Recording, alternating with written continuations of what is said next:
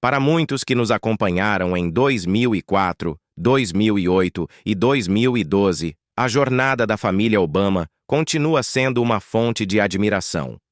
É uma epopeia de primícias históricas, de resiliência inabalável e de uma vida vivida sob um implacável holofote midiático. Barack Obama, o primeiro presidente afro-americano dos Estados Unidos, não apenas fez história, ele levou sua família a uma viagem sem igual, que transformou suas vidas para sempre. Para Malia e Sasha, isso significou crescer na casa mais famosa do mundo, onde cada passo de sua infância e adolescência se desenrolava em um aquário para que todos vissem. Das movimentadas ruas do South Side de Chicago ao endereço mais célebre do planeta, a história dos Obama é um testemunho de resiliência, graça e crescimento sob vigilância constante. Antes de sua transição transcendental para a Casa Branca, os Obama estavam profundamente enraizados na vibrante comunidade de Chicago. Michelle Obama, uma orgulhosa nativa do South Side e uma advogada realizada, havia forjado um legado de liderança no serviço público. Barack Obama, uma estrela política em ascensão, estava causando sensação como senador estadual e, mais tarde, como senador dos Estados Unidos. Juntos, equilibravam suas carreiras e criavam suas filhas, Malia, nascida em 1998, e Sasha, nascida em 2001, em um ambiente relativamente privado, onde as idas e vindas à escola, os jogos de futebol e os jantares em família marcavam o ritmo de suas vidas. Mas tudo mudou quando a vitória presidencial de Barack Obama, em 2008, os catapultou para o foco global. A mudança para a Casa Branca não foi apenas uma realocação, foi uma transformação completa de suas existências. Para Malia e Sasha, significou deixar para trás seus amigos, sua escola e a familiaridade de sua comunidade em Chicago. De repente, elas estavam se adaptando a uma vida sob o escrutínio constante da mídia, navegando pelos intrincados protocolos do serviço secreto e vivendo em uma casa com 132 quartos, muito longe dos confortos do bairro que um dia conheceram. Michelle, que nunca havia buscado os holofotes, abraçou seu papel como primeira-dama com uma graça inigualável, declarando: "Ser sua primeira-dama foi a maior honra da minha vida." Sua presença na Casa Branca redefiniu o papel da primeira-dama, defendendo iniciativas para jovens e famílias e transformando a residência em um símbolo de inclusão e esperança. A vida sob os holofotes. Um universo distinto para Malia e Sasha. Para Malia e Sasha Obama, a mudança para a Casa Branca foi como entrar em um universo diferente. A histórica mansão, com seus grandes salões e sua formalidade interminável, estava a mundos de distância de sua aconchegante casa em Chicago. Lançadas para o holofote global, as irmãs rapidamente aprenderam que cada um de seus passos estava sendo observado. Os agentes do serviço secreto se tornaram uma presença constante, garantindo sua segurança, mas inevitavelmente reduzindo sua liberdade. Momentos simples como ir a um baile escolar ou encontrar amigos exigiam um planejamento intrincado, tirando qualquer senso de normalidade.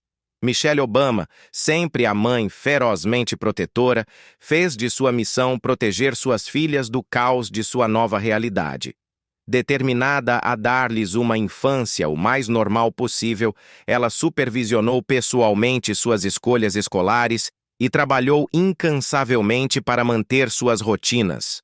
A educação, pedra angular de seus valores, tornou-se uma força estabilizadora para Malia e Sasha em meio à agitação.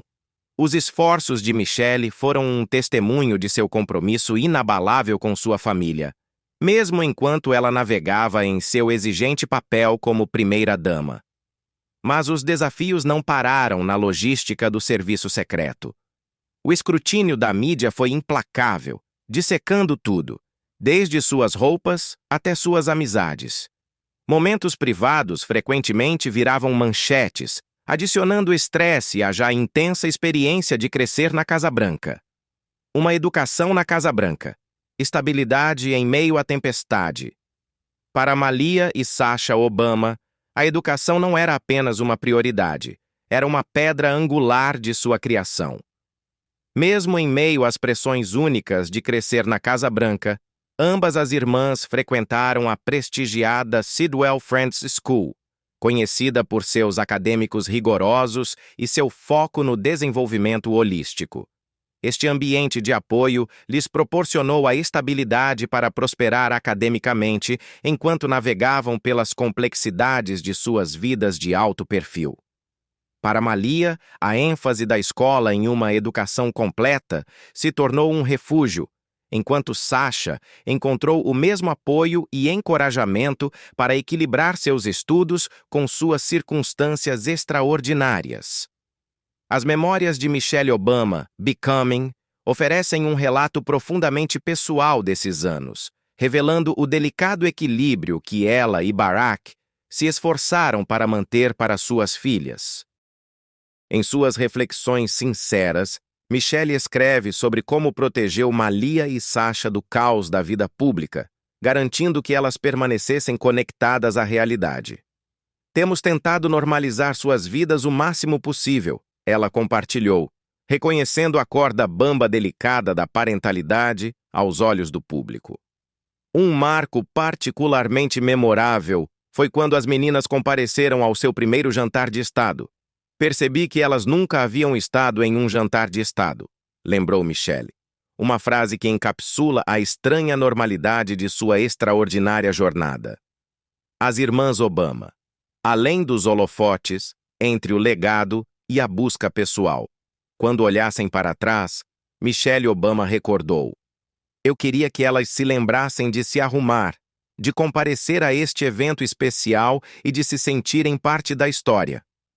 Além da sala de aula, as irmãs Obama abraçaram seus papéis em eventos públicos, participando de funções estatais, iniciativas de caridade e aparições ocasionais ao lado de seus pais. Embora esses momentos mostrassem sua compostura e graça, eles também se somavam às imensas pressões de viver sob constante escrutínio. Um capítulo de crescimento e autodescoberta. Para Malia Obama, a transição da Casa Branca para o mundo exterior marcou um capítulo significativo em sua vida. Depois de passar 8 anos formativos na residência presidencial, Malia optou por um ano sabático antes de iniciar seus estudos na Universidade de Harvard. Este período não foi apenas um recesso acadêmico, foi um tempo cuidadosamente considerado para a autodescoberta, a exploração e a aquisição de experiências que se estendiam além da sala de aula.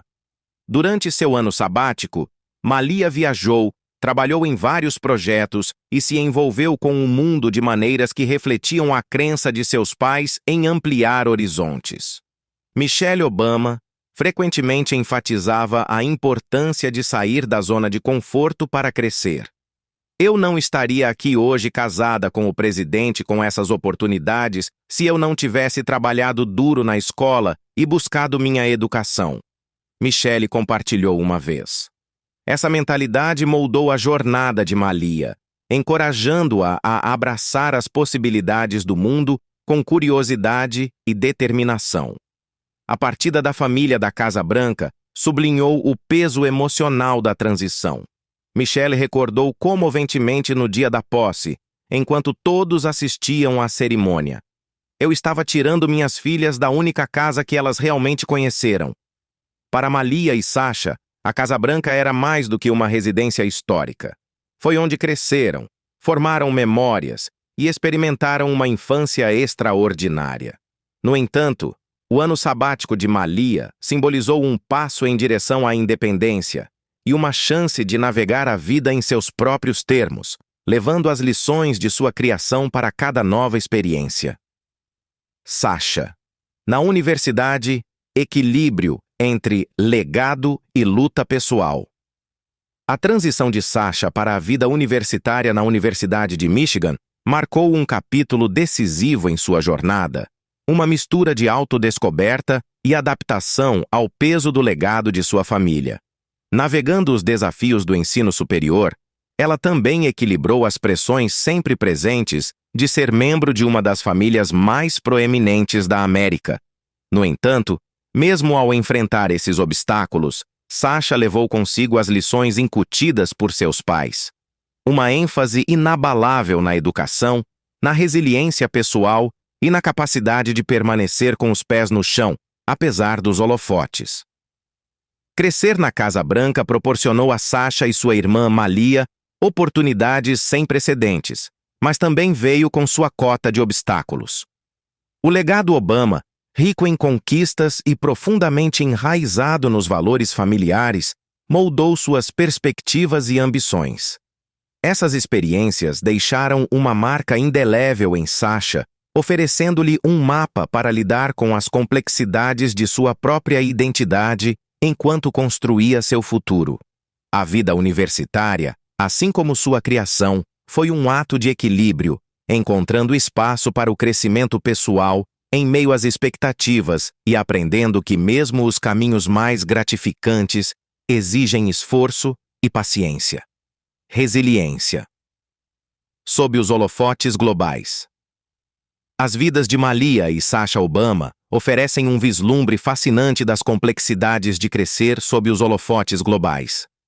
Como filhas de uma das famílias mais reconhecidas do mundo, sua jornada é um testemunho de resiliência, adaptabilidade e da influência duradoura de fortes valores parentais.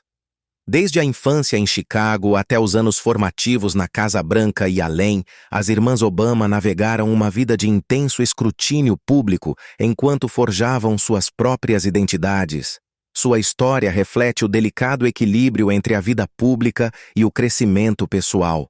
As experiências de Malia e Sasha, moldadas pelas expectativas do legado de sua família e seus caminhos únicos, demonstram sua capacidade de prosperar diante dos desafios. Os valores incutidos por seus pais, em educação, integridade e manter-se com os pés no chão, servem como a base de seu sucesso e aspirações. À medida que elas entram em seus próprios futuros, Malia e Sasha continuam a inspirar, provando que mesmo sob o mais brilhante dos holofotes, é possível permanecer autêntico e empoderado. Seu legado, enraizado tanto na tradição familiar quanto na ambição individual, ressoa como uma poderosa narrativa de crescimento, força e possibilidade. A vida após a presidência. Mas quando Barack Obama se afastou do Salão Oval, ele não apenas deixou a presidência. Ele caminhou diretamente para um holofote ainda mais brilhante. As expectativas, altíssimas.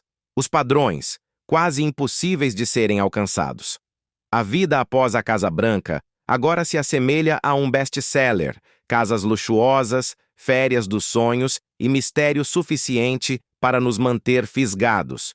Mas por trás dos momentos perfeitamente curados do Instagram, o que está realmente acontecendo? Desvendando a fortuna Obama.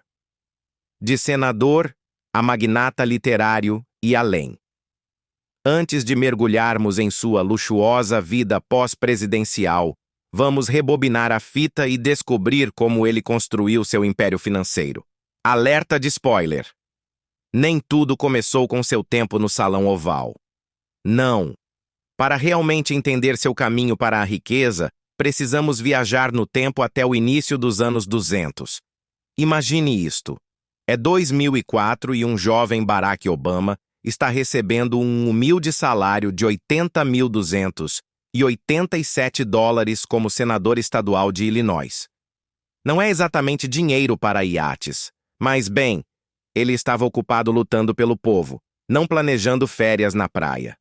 Além disso, ele ganhava mais $32.244 ensinando direito na Universidade de Chicago, moldando jovens mentes jurídicas durante o dia e provavelmente corrigindo trabalhos à noite. Mas Obama não era apenas sobre contra-cheques. Ele tinha um talento nato para aumentar sua riqueza. Entre seus movimentos inteligentes, investiu no fundo Vanguard Wellington, avaliado entre $100 mil e $200 mil americanos. Muito antes da Casa Branca, Ele já estava lançando as bases financeiras para uma vida que faria a maioria de nós dizer: espere, como eu chego a esse nível? Quando a caneta virou ouro em 2005, Barack Obama não apenas deu um mergulho no mundo editorial, ele se jogou de cabeça. E o splash financeiro foi impossível de ignorar. Naquele ano, a Random House lhe entregou um adiantamento surpreendente de US$ 1.900.000 por A Audácia da Esperança. Um acordo que catapultou sua conta bancária para uma categoria fiscal inteiramente nova. Quando o livro chegou às prateleiras, não apenas causou ondas, ele criou um tsunami.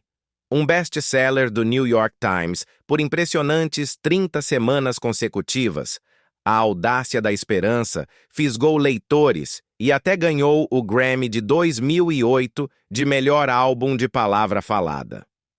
É seguro dizer que a Random House estava se congratulando por aquele investimento, mas Obama não tinha terminado de acumular vitórias literárias.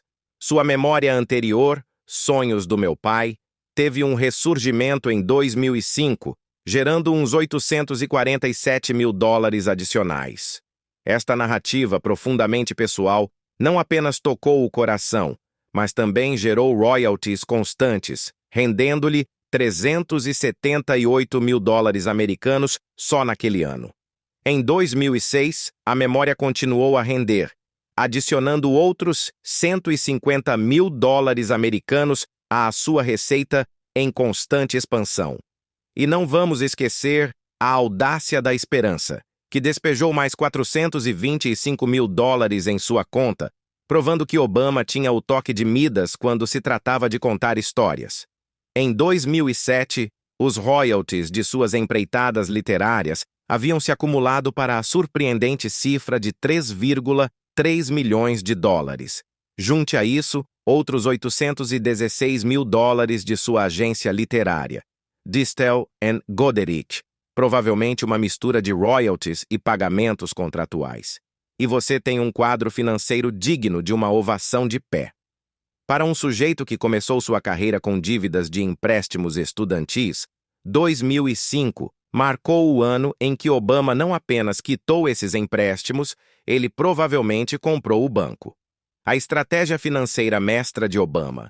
Barack Obama não apenas jogou com segurança em 2005, ele jogou com inteligência. Naquele ano, ele estacionou entre 500 mil e $1 milhão em notas do Tesouro do Zequemaya, o equivalente financeiro de um suéter confortável, confiável, seguro e nunca sai de moda. Mas ele não parou por aí. Mostrando que era tão visionário com suas finanças quanto com seus discursos, ele iniciou planos de poupança universitária para suas filhas, cada um valendo entre 50 mil e 100 mil dólares americanos. Sasha e Malia provavelmente ainda não sabiam. Avançando rapidamente para 2008, os títulos do Tesouro de Obama haviam inchado para um impressionante 1,1 milhão a 5,1 milhões de dólares. E há ainda o pequeno detalhe do Prêmio Nobel da Paz de 1,4 milhões de dólares que ele faturou depois de assumir o cargo. Enquanto a maioria de nós poderia ser tentada a esbanjar em uma frota de Teslas ou uma ilha particular, Obama fez o máximo. Ele doou o prêmio inteiro para a caridade. Nada diz, eu consegui, como dar US$ 1.400.000 como se fosse troco de bolso. E seu jogo financeiro não diminuiu durante sua presidência. De 2009 a 2015, Obama embolsou um bom US$ 400.000 anualmente por seu trabalho diário como comandante-em-chefe. Tudo isso enquanto os royalties dos livros e os retornos de investimentos mantinham o dinheiro fluindo. É quase como se ele tivesse administrado a Casa Branca como uma empresa da Fortune 500, com melhores discursos e sem quedas no mercado de ações. A enorme recompensa pós-presidência. A vida após o Salão Oval não é só maratonas de Netflix e longas caminhadas nas praias de Martha's Vineyard. Pelo menos não para Barack Obama. A aposentadoria veio com uma pensão anual de US$ 200.000, mas sejamos honestos, Isso é troco de bolso quando você está cobrando até $400 mil por cada palestra pública. Ainda assim, os Obama tinham ambições maiores do que simplesmente rodar o circuito de palestras. Em 2018, Barack e Michelle voltaram os holofotes para si mesmos, literalmente, ao fundar a Higher Ground Productions.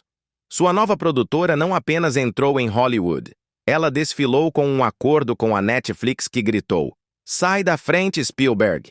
Em 2022, eles aumentaram a aposta com um acordo global de primeiro olhar com a Audible, porque por que parar na TV quando você também pode conquistar o áudio?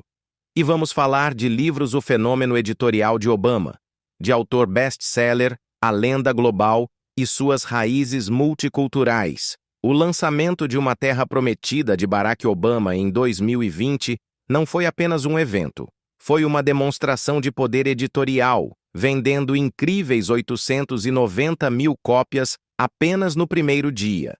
Isso foi apenas parte de um mega acordo literário de $65 milhões que também incluiu a memória de sucesso de Michelle, Minha História, Becoming.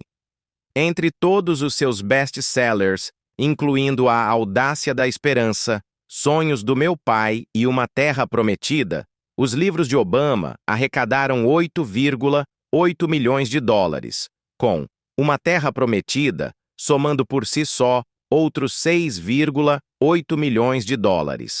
Nada mal para um sujeito que costumava ter que explicar seu nome do meio na campanha eleitoral. Somando seu salário governamental, os 3,7 milhões em 8 anos, e seu pico de renda inicial de os 5,6 a os 6 milhões em 2009, você tem uma trajetória financeira que a maioria de nós só pode sonhar. Claro, os royalties dos livros caíram para $450 mil em 2015. Mas quando seu patrimônio líquido é de impressionantes $70 milhões, uma leve queda é apenas um pequeno detalhe. Hoje em dia, os Obamas estão provando que há vida após a política, e é tão glamourosa e lucrativa quanto um original da Netflix. Os primeiros anos de Barack Obama se leem como a história de origem de um futuro líder mundial, completa com misturas culturais, reviravoltas inesperadas na trama e uma boa dose de resiliência. Nascido em 4 de agosto de 1961 no Centro Médico Kapiolani, em Honolulu, Havaí, Barack Hussein Obama foi produto de um pai queniano, Barack Obama Sr., e uma mãe americana, Ann Dunham. Seu pai, vindo do grupo étnico Luo do Quênia, havia conseguido uma bolsa de estudos para estudar economia na Universidade do Havaí, onde conheceu Ann. Eles se casaram em 1961, apenas 6 meses antes da chegada do pequeno Barack. Claramente, a eficiência corria na família. Infelizmente, o casamento durou pouco. Em 1964, Obama Sr. retornou ao Quênia, deixando para trás um filho pequeno e um legado de visitas esporádicas, na verdade, apenas uma visita em 1971. Ele se tornou analista econômico para o governo queniano, mas faleceu tragicamente em um acidente de carro em 1982. Enquanto isso, Ann se casou novamente em 1965. Desta vez com Lolo Soetoro, um estudante de geografia indonésio. A recém-formada família se mudou para Jakarta, onde o jovem Barack, agora carinhosamente chamado Barry, passou 4 anos formativos absorvendo a cultura e o idioma indonésios e recebendo uma ou outra aula de inglês caseira de sua mãe. A vida de Barry em Jakarta não foi apenas brincadeiras e nasi goreng. Seu padrasto, conhecido por sua abordagem direta, incutiu nele um senso de fibra e adaptabilidade que mais tarde lhe seria muito útil no cenário global. Aos 10 anos, Barry retornou ao Havaí para viver com seus avós, trazendo consigo um tesouro de experiências multiculturais. Esses primeiros anos, marcados por uma colcha de retalhos de culturas, lares e desafios, não apenas moldaram Barack Obama, Eles prepararam o palco para o líder, que um dia se autodenominaria Senhor Presidente. Com apenas 10 anos, Barack Obama fez as malas, e provavelmente alguns spam musubi, e voltou para o Havaí para morar com seus avós. Ao se matricular na prestigiada escola Punahou, o jovem Barry não apenas aprendeu álgebra, ele enfrentou as profundas complexidades de sua identidade multirracial, um tema que ele desdobraria com a elegância poética de um futuro presidente em suas memórias de 1995, Sonhos do Meu Pai. De 1972 a 1975, ele se reuniu com sua mãe, Anne, e sua meia-irmã, Maya, enquanto Anne trabalhava incansavelmente em seu diploma de antropologia na Universidade do Havaí. Ela finalmente obteve seu PhD em 1992 e passou 2 décadas pesquisando na Indonésia, antes que sua vida fosse tragicamente interrompida pelo câncer em 1995. Uma perda que impactou profundamente Obama enquanto ele começava a traçar seu próprio caminho. Com o ensino médio para trás, Obama chegou a Los Angeles em 1979 no Occidental College, onde conseguiu uma bolsa de estudos integral e um interesse crescente no ativismo social. Sua primeira grande aparição pública veio em fevereiro de 1981, quando proferiu um discurso inflamado instando a faculdade a desinvestir da África do Sul em protesto contra o apartheid. Claramente, a futura energia presidencial dos Emasitaisiwa já estava borbulhando. No outono de 1981, ele trocou a ensolarada LA pelas movimentadas ruas de Nova York, transferindo-se para a Universidade de Colômbia. Instalado em um modesto apartamento na Rua West 109, Obama se formou em ciência política com foco em relações internacionais e literatura inglesa. Ele se formou em 1983 com um impressionante GPA de 3,7. Após a faculdade, Obama se aventurou no mundo corporativo como pesquisador financeiro e escritor para a Business International Corporation, embora seu verdadeiro chamado ainda estivesse tomando forma. Em 1985, ele trocou os ternos pelo ativismo de base, coordenando brevemente projetos para o New York Public Interest Research Group, no City College de Nova York. Mal sabia o mundo que isso era apenas o aquecimento para uma carreira que redefiniria o que significava ser um agente de mudança. Do ativismo comunitário ao auge de Harvard e a forja de um líder global, trabalhando para uma iniciativa baseada na fé, Barack Obama ajudou a unir 8 paróquias católicas nos bairros do South Side, de Roseland, West Pullman e Riverdale. De junho de 1985 a maio de 1988, ele se esforçou para melhorar as condições locais, despertar o engajamento comunitário e provar que, mesmo então, ele podia reunir uma multidão como ninguém mais. Mas Obama não era só trabalho e nada de diversão, ou pelo menos nada de autodescoberta. Durante este período transformador, ele arranjou tempo para uma pequena volta ao mundo. 3 semanas na Europa, ok. 5 semanas no Quênia, ok.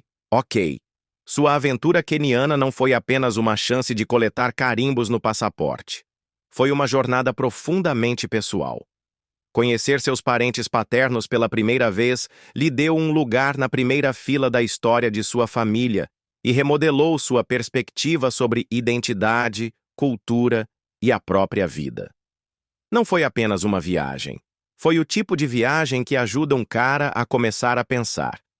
Talvez eu devesse concorrer à presidência algum dia. A arrancada em Harvard e o legado jurídico de um futuro presidente. Apesar de conseguir uma bolsa de estudos integral para a Northwestern Law, um cenário dos sonhos para a maioria, Barack Obama tinha planos maiores. No outono de 1988, Ele tomou a corajosa decisão de ir para o leste, para a Faculdade de Direito de Harvard, estabelecendo-se no charmoso caos de Somerville, Massachusetts. No final de seu primeiro ano, ele não estava apenas se misturando, ele estava comandando o lugar.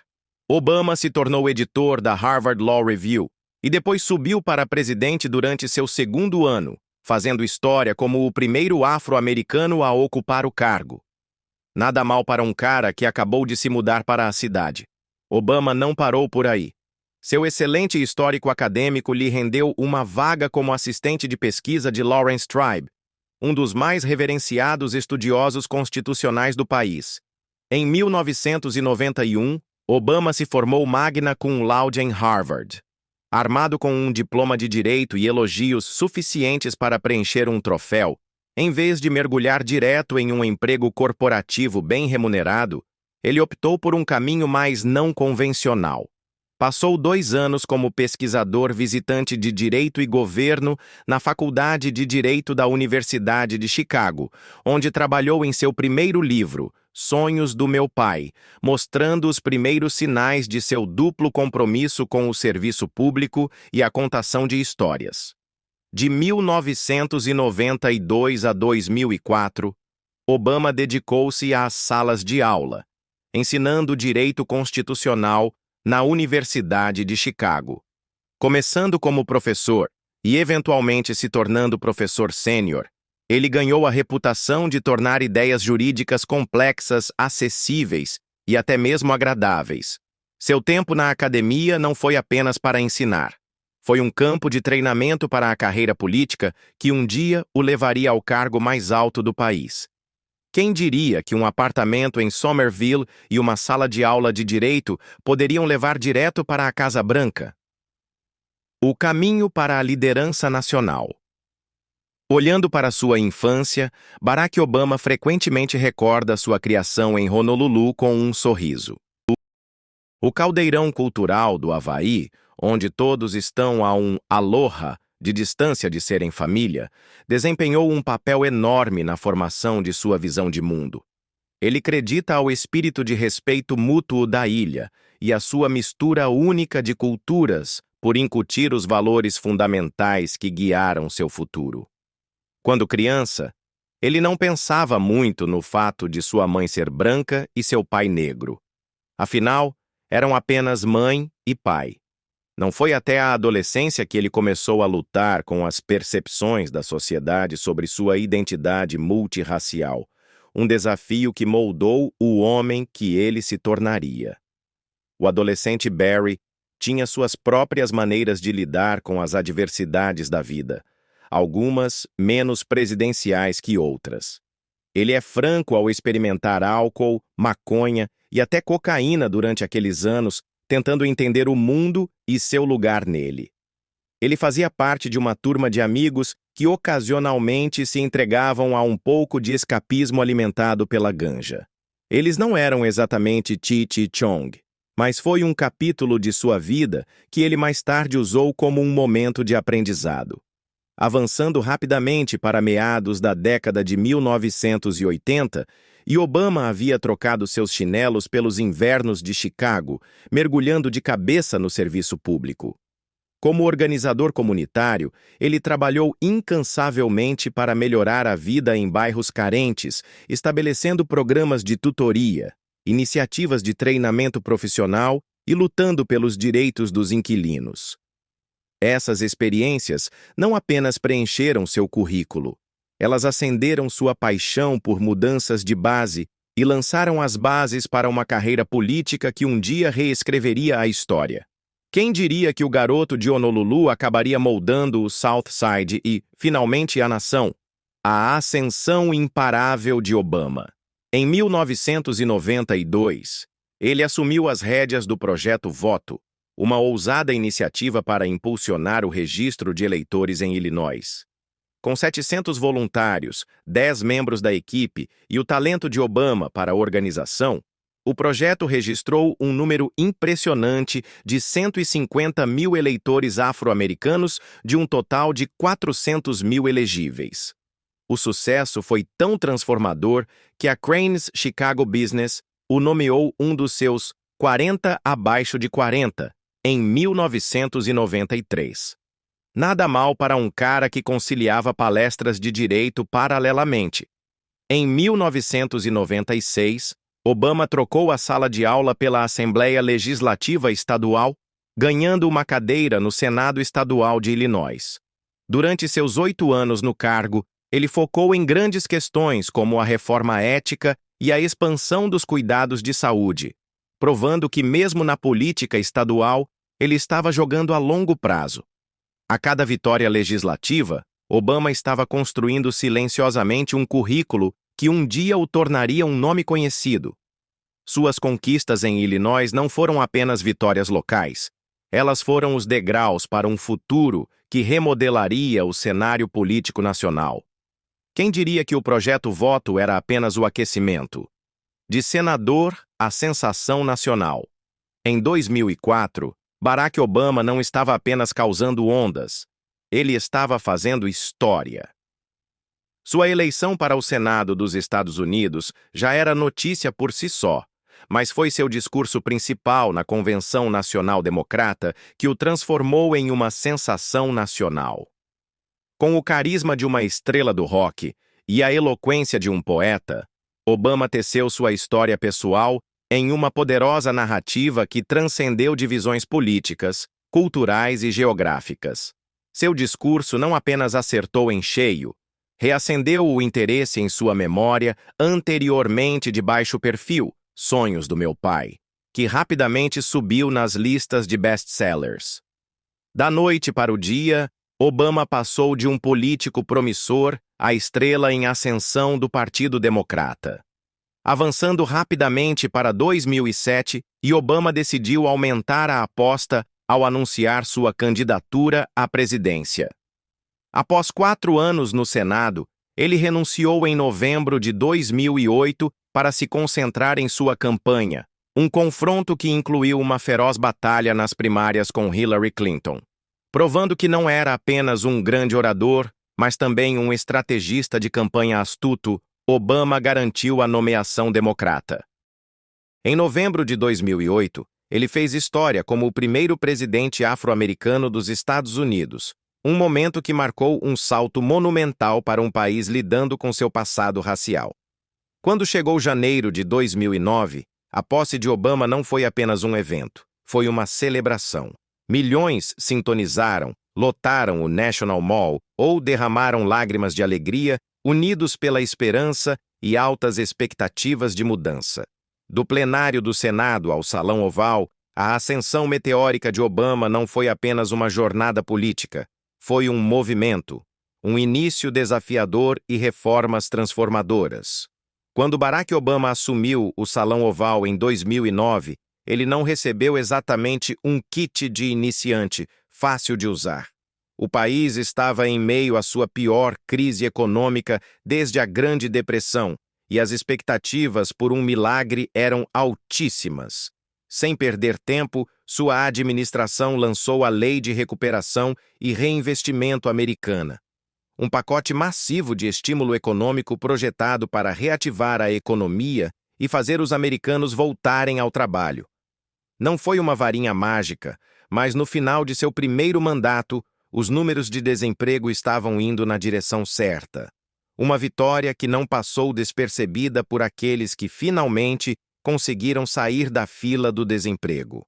Uma das ações mais ousadas de Obama em seu primeiro mandato foi aprovar a Lei de Cuidados Acessíveis, ou Obamacare. Isso não foi apenas uma reforma da saúde, foi uma redefinição completa de como os americanos acessam os cuidados médicos. Para alguns, era o santo graal da saúde. Para outros, era o fim da liberdade como a conhecemos. De qualquer forma, isso acendeu um debate nacional que ainda hoje assola jantares em família e painéis de notícias. No cenário global, Obama adotou uma abordagem firme, trabalhando para reduzir as guerras no Iraque e no Afeganistão. Mas nem tudo foi diplomacia e retirada de tropas. Sua presidência entregou um dos momentos de contra-terrorismo mais dramáticos da história moderna, a operação que eliminou Osama Bin Laden. Se isso não bastasse, também deu a Hollywood uma nova ideia de blockbuster: Prêmios da Paz, Política e Progresso no cenário mundial. Apenas um ano após assumir a presidência, Barack Obama se viu com uma nova e brilhante honraria: o Prêmio Nobel da Paz. A honra reconheceu sua visão de harmonia global. Embora tenha levantado algumas sobrancelhas, críticos de esquerda reclamaram que ele reforçou algumas das políticas militares e de segurança de seus predecessores.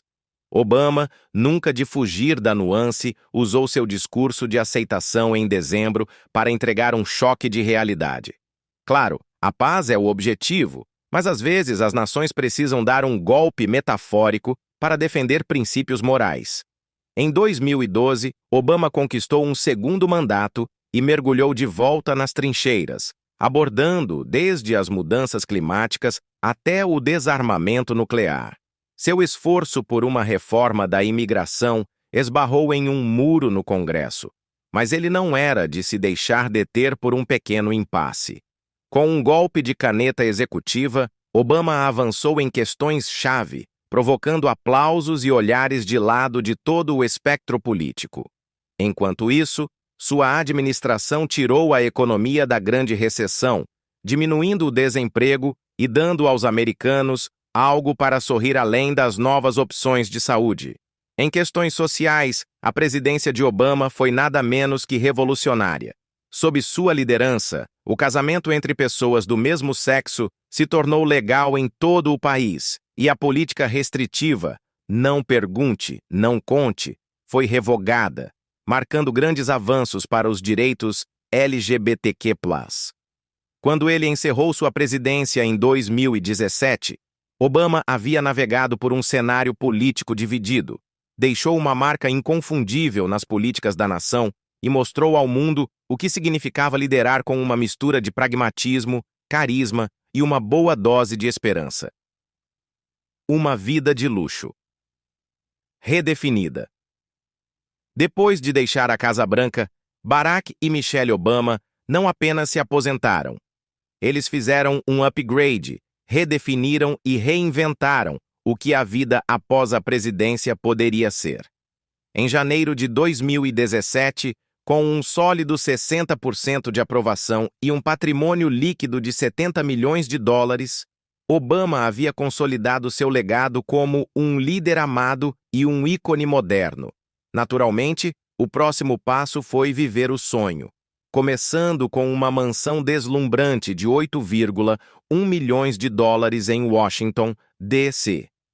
Esta beleza de 8.800 pés quadrados, aproximadamente 817 metros quadrados, mistura o charme histórico com o luxo moderno, apresentando 9 quartos, 8 banheiros e meio e espaço suficiente para sediar uma pequena cúpula. Os convidados são recebidos por um hall de entrada acolhedor que leva a uma grande sala de estar com uma lareira aconchegante. A sala de estar, emoldurada por janelas do chão ao teto, oferece vistas deslumbrantes dos jardins bem cuidados.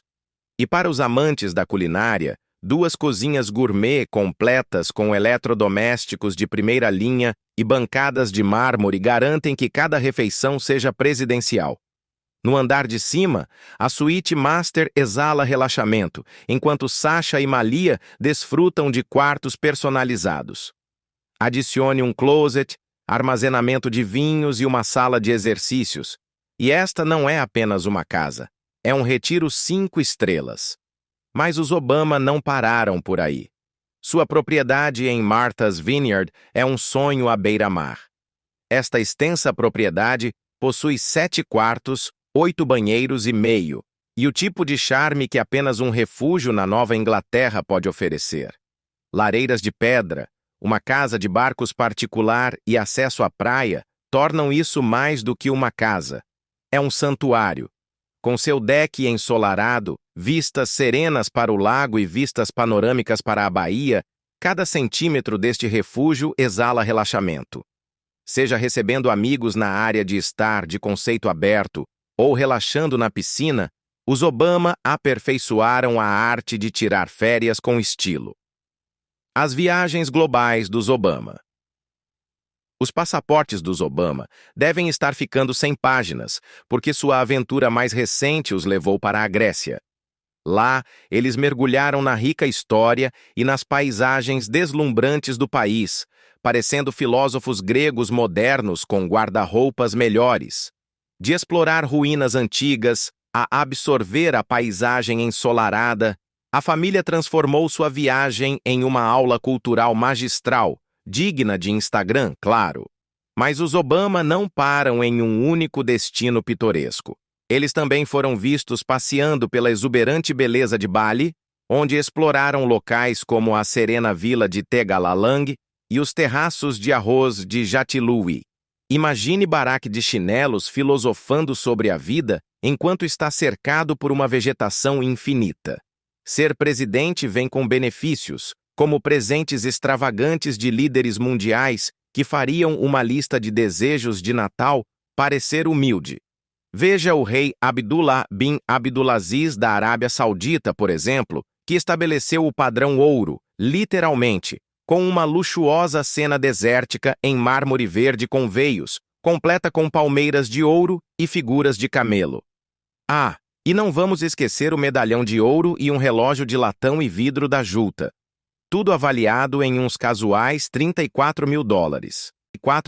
Não satisfeito com o luxo, o rei aumentou sua aposta em 2011, presenteando Obama com incríveis $1,4 milhões em joias e relógios de luxo. Fale sobre tratamento real. Hu Jintao da China optou por uma rota mais artística, apresentando um impressionante bordado de seda da primeira família, emoldurado em madeira elegante e avaliado em $20 mil. Não foi apenas um presente, foi uma obra-prima do artesanato cultural.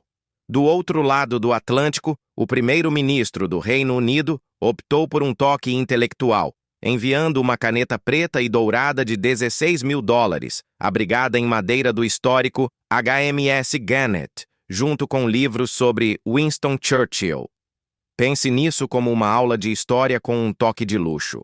Silvio Berlusconi da Itália trouxe estilo e variedade, oferecendo castiçais de vidro soprado, uma fruteira de vidro e um relógio de ouro Francesco Basile em uma caixa de cristal com a bandeira americana, porque nada diz laços diplomáticos como orgulho nacional e brilho. O presidente de Israel, Shimon Peres, entrou com uma estátua de bronze de uma menina soltando pombas, simbolizando a paz e avaliada em $8 mil. Até o Papa Bento XVI se juntou à festa de presentes com um mosaico dourado da Praça de São Pedro, uma moeda decorativa de ouro e um chaveiro de prata, todos avaliados em quase $8 mil americanos. E o presidente da Tanzânia, Jakaya Kikwete, adicionou um toque de arte africana com uma escultura de ébano de 3 pés, aproximadamente 91 centímetros, de altura avaliada em $6 mil, mostrando a rica herança cultural do país. Esses presentes extraordinários não foram apenas símbolos de boa vontade. Foram tesouros impregnados de cultura, história e, ocasionalmente, folha de ouro, transformando a presidência de Obama em uma vitrine internacional de elegância e diplomacia.